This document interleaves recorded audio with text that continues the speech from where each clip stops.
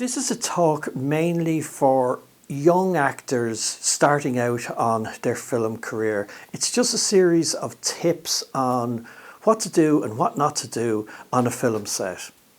Okay, let's get started with student films. Now, student films are great things to do at the start of your career, purely for practice, for getting work under your belt. But there are things to look out for. If somebody comes to you with a low budget, like a micro budget feature film or a student film, find out discreetly if there's going to be a separate sound recordist. Because if they say, no, we're going to use a microphone that's on the side of the camera, or, oh no, I'm doing it on my iPhone, it's going to be real. Unfortunately, neither of those things are going to record your voice properly in a drama. They just aren't. They're going to pick up far too much ambient, etc. In a situation like that, just politely demur and walk away. Now, normally on a student film, the chances are they don't have a proper costume designer who's coordinating with a production designer so that things match. They usually say, oh, bring your own. Well, if you are bringing your own, bring 2 sets of costume of contrasting style to each location. And the reason is you don't want to walk into a room and find, oh, I'm wearing a white shirt and the wall is white, or a cream shirt and the wall is cream. You don't want to come in with wearing red and everything else is yellow, because yellow and red will clash. You have to have 2 sets of costume with you for each setting, your interior setting you're going to be in, just for safety, and then just use your head as to which is the better one. If you're wearing a shirt or a blouse or a dress, make sure that it has a pattern to it. It's not like real life.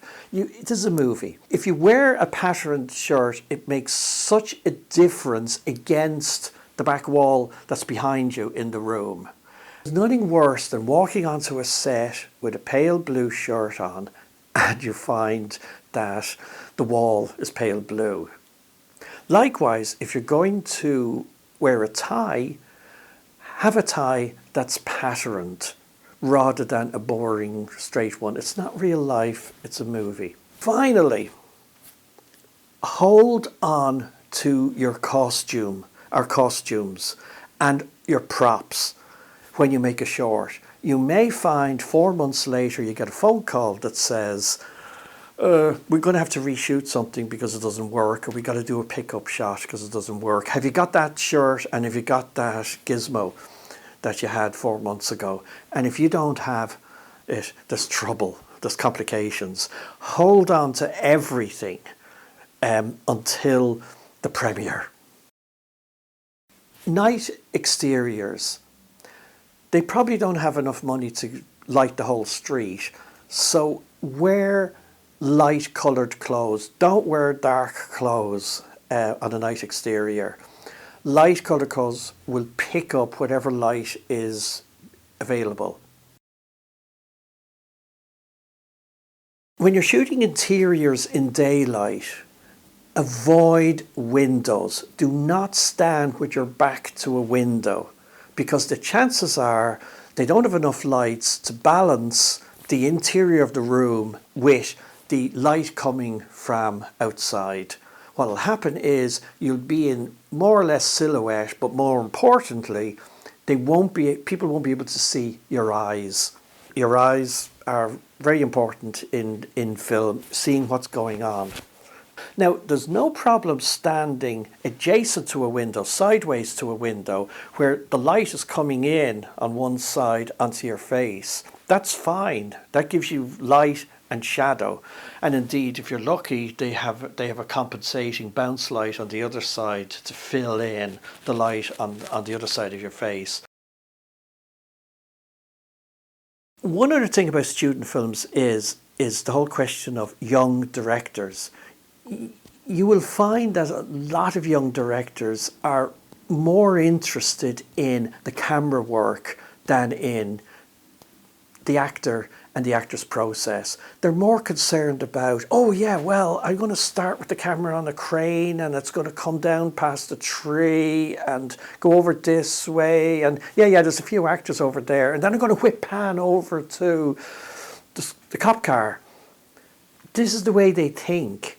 So you, as an actor, you have to do a bit of self-directing often, and indeed huddle with your fellow actors and figure things out for yourself, because the crew and the director very often are more concerned with how they're going to film it than what the actors are doing.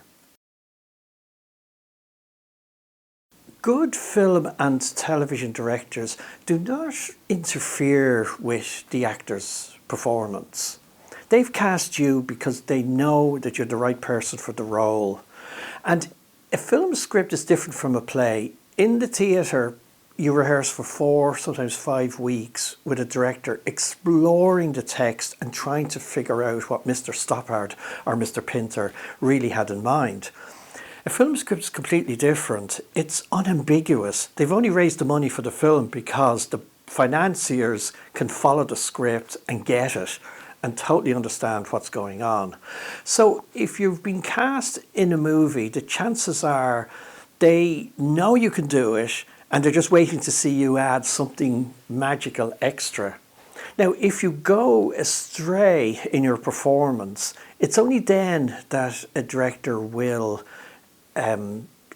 intervene and guide you back onto the right path. So it's quite different than the whole question of theatre, where there's an exploration. There won't be time to explore things on a set. It happens so fast. You have to come already prepared. On a film set, the director will limit himself or herself to mechanical things. They will say to you, okay, in this scene, I start you at the mantelpiece, and then you walk over and sit in the middle of the sofa, not at one end, in the middle, because it suits my camera angles. You talk to Uncle Fred, you get up angrily, and you walk out that door. Now, these are surface things. They don't affect your internal performance, but they are telling you on a practical level what they want, because they've lit it that way, they've laid tracks that way, and that's how they envisage the filming of the scene.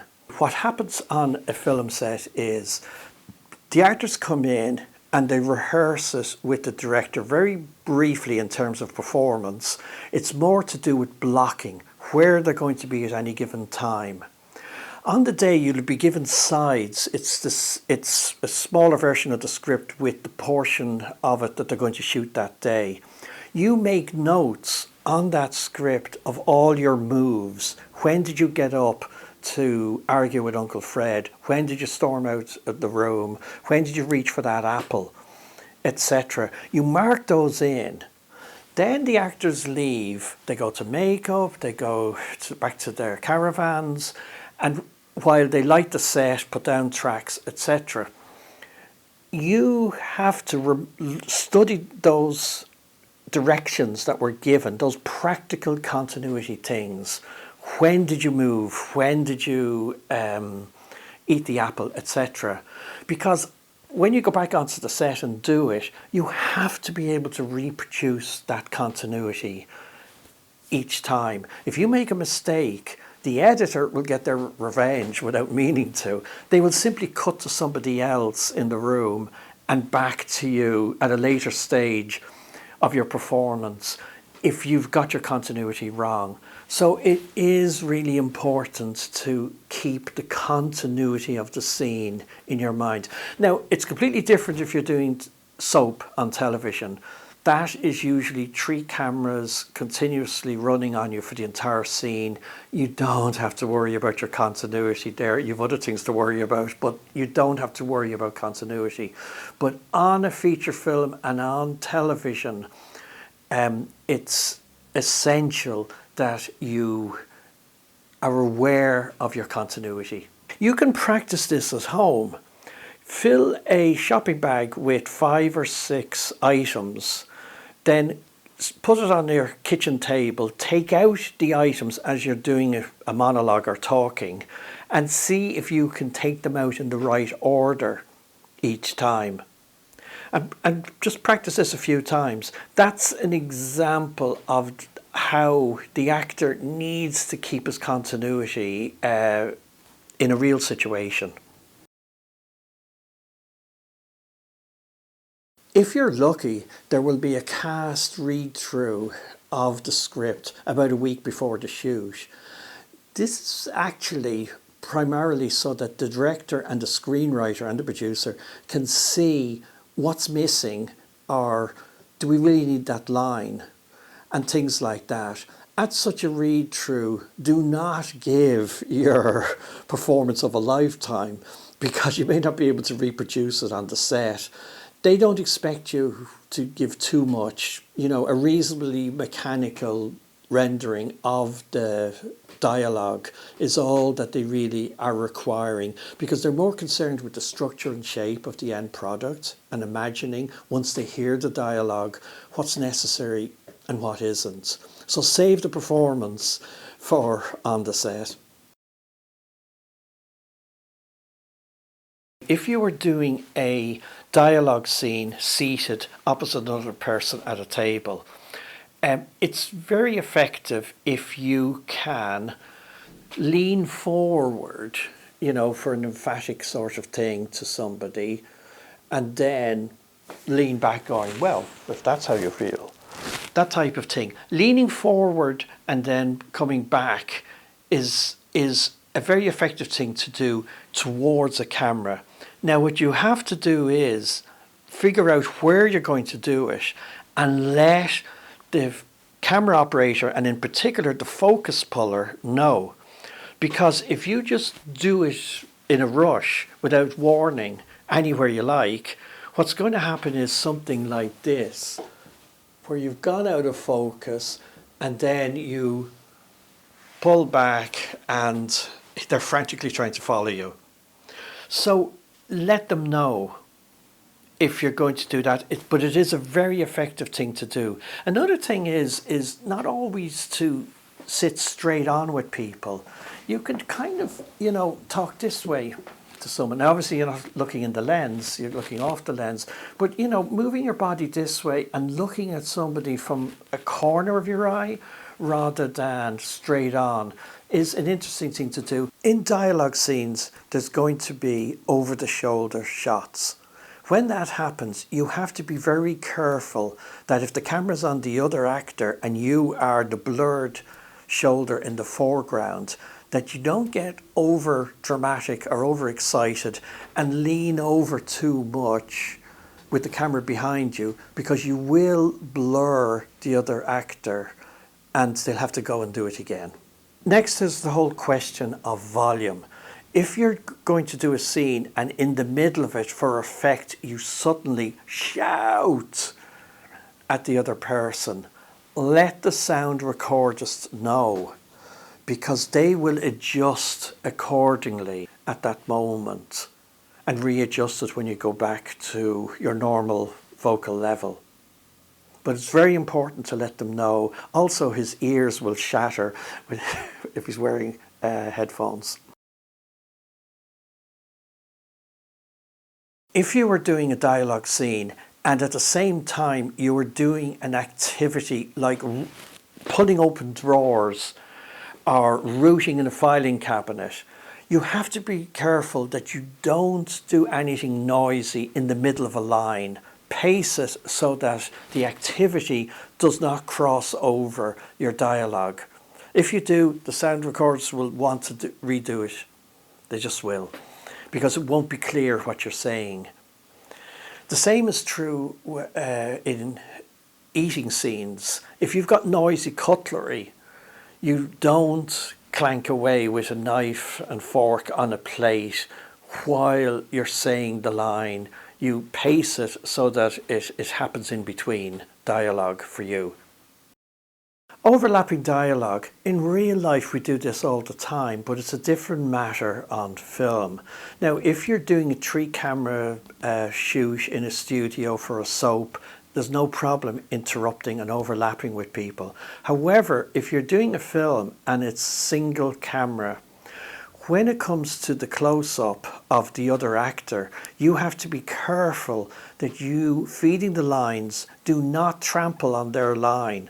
Do not rush in and overlap with them even slightly, because if you do and they use that actor's dialogue in the final cut, they're going to have to come back in and ADR it in a recording studio months later just to get to the end of the line cleaned for the other actor, who won't thank you for overlapping with them. Also, if you're doing a scene where you're off camera either laughing at the actor's joke or crying because of what he's told them, and you're either laughing or sobbing off camera, you should mime it. The other actor in his close-up will know what you're doing, that you're laughing or crying by miming it rather than actually doing it, because it makes it so much easier for the sound editors and the film editor when it gets into post-production. Sudden movements. If you're doing a scene where you're seated on a couch and suddenly you're going to jump up and be indignant and then sit down again, you have to let the camera operator know in advance. You tell them at what point you're going to jump up so that they're ready. If they don't know and they know you're going to do it at some point, they could be a little late. And there's nothing worse than a little late tilt up by a camera. You can spot it a mile away so it can't be used. A lot of veteran actors over the years get the technique of shifting slightly before they get up as an indication both to the operator and to the boom operator that they're going to get up. In real life, we don't look at the other person we're talking to all the time. We kind of look around, we look away, and we look back at them. Do the same thing when you're doing a conversation piece with another actor. But remember, a good film actor is a good listener. When you're doing a scene, try and add bits of business that are not in the script but that are appropriate for your character and the situation you're in. If, for example, you're a police chief and the young rookie detective comes in with a file to tell you about the local drug scene, if during the scene you're just sitting there getting information from him, it's boring. But what if when he comes in, you're in the middle of rooting around your desk trying to find something, and you're half listening to him, and he feeds this informational stuff, but you're still looking casually at stuff. And even during the scene, you find it and you feel pleased. And then your last line is, "Great, Harry, out you go and pick them up." You've made it much more interesting. Another example would be a mother and daughter. The daughter comes home from school, she's a schoolgirl, and she says, "Mum, I'm pregnant," and you're playing the mother. What if you're in the kitchen and you're actually making bread during the scene, so that when she comes in and says, "Mum, there's something I have to tell you," you're going, you're occupied with something else, and then she tells you she has to get rid of the dough, get a cloth, wipe her hands clean before she can go over and hug or slap her daughter. Coming up with bits of business like that really does ignite a scene, and if the screenwriter or the director hasn't come up with it, see if you can find something interesting that you're doing. Even if it's as simple as mother is circling something on a calendar when the daughter comes in, that she's not just sitting there reading a magazine. Have something to do at the beginning of the scene that will make it more interesting. An interrupted action. This is something that Humphrey Bogart did in so many films. He would start a sentence and in the middle of it he'd be raising a glass and he'd take a sip and he'd finish the sentence. It's a very effective and very simple thing to do if you don't do it self-consciously, if you make it look casual. Likewise, it's like a stage production where somebody says, that's it, I'm going to Moscow, and storms off. If they start to leave the stage, turn back and say, that's it, I'm going to Moscow, and keeps going, it's much more effective. So it's the same principle, and if you could do that, if you can interrupt yourself in the middle of something, the audience, the viewer, hangs on to what's he going to do next? What's this all about? In scenes such as telephone conversations, think in terms of pacing left and right as you're on the phone to somebody. The reason is that the camera operator will follow you left and right, and that way it becomes livelier. The screen is livelier as a result. Now, the director may suggest it to you anyway, but if they don't, do it yourself because it's more interesting than a static shot of somebody on the phone. Trust your crew. Sometimes you'll be asked to do something that seems a bit awkward in real life, but they've got a reason for it. An example would be you're just to see the letter in which he says, I'm leaving you, I'm gone. And they will ask you to hold it up a bit higher than you would normally in real life. This is purely because it makes a stronger frame for them. And if you just go along with it, it's going to work out fine. The camera operator on a film is your friend. The operator is allowed to give you discreet little suggestions regarding how to catch the light or how to move your head a little this way, it'll look better, or a little that way. He may also ask you to reposition yourself just a little so that there isn't, for example, a plant appearing to come out of the back of your head on the mantelpiece behind you. They're allowed to do things like that, and it's worth being on a friendly basis with your camera operator and knowing his or her name. Well, I'm afraid that's just about all that I've learned in the last 35 years in the film business about film acting. I hope some of it's been of some use to you, but I will leave you with two things. One is punctuality. There is no such thing as being late in the film business. If you as an actor turn up late, the third assistant gets on to the casting director, and the casting director gets on to your agent, and then it all gets embarrassing. The other thing regarding that is that, of course, you have to know your lines. There's no question of winging it. You have to know your lines. You cannot delay a production because you're stumbling. And finally, the whole question of emails. This business runs off emails.